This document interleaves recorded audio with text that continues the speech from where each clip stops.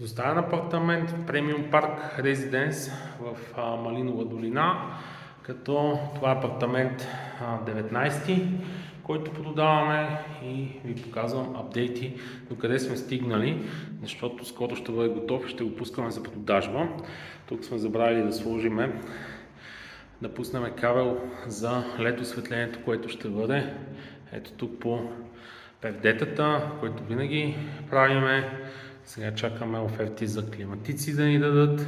Иначе като цяло тук сме готови, имаме дори и ето тук може да видите къде сме сложили по ъглите навсякъде имаме корнизи.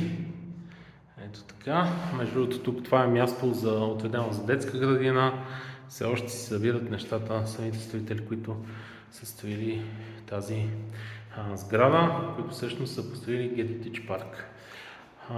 Сега апдейтите тук в хола не са кой знае какво от миналия път, но имаме вече плочки налепени, като мокрото, ето вече налепено, общо взето тук много скоро ще може и да се боядисва. След като свършим с плочките ще се слага и SPC-то. Ето ги и плочките, като тук отгоре ще има и малки така, като фризчетени сини или зелени, не съм сигурен точно кои плочки бяха тук.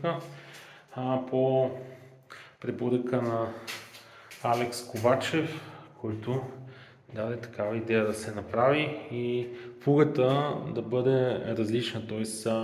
ако е зелена плочката да бъде синя или ако е синя плочката да бъде зелена за контраст, като тук сега вече влизаме в спалнята, тук е също пуснат за LED осветление кабел и също така ще имаме електрически пердета, където ще можете тук като пуснете и пердетата да ви се отвори и да влезне светлината или пък да затворите да не ви влиза светлината. Като тук съм разчертал гардероба, това тук е нощно шкафче, това тук е гардероба, който е ъглов, идва насам и всъщност стига ето до тази отметка като цяло.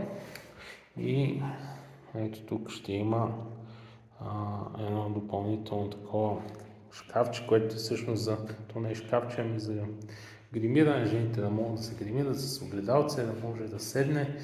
Така, общо взето, тук ще бъде кревата и това са ни основните апдейти, като този апартамент, след като го ремонтираме и го заведем, ще го продаваме. Той е част от клуба на инвеститора ми, където инвеститорите при мен пасивно печелят само за няколко месеца, без почти нищо да правят, само за подписи ги викам. Ако имате интерес, свържете се с мен. Аз казвам Красимир Попов от агенция TVS и ви желая хубав и прекрасен ден.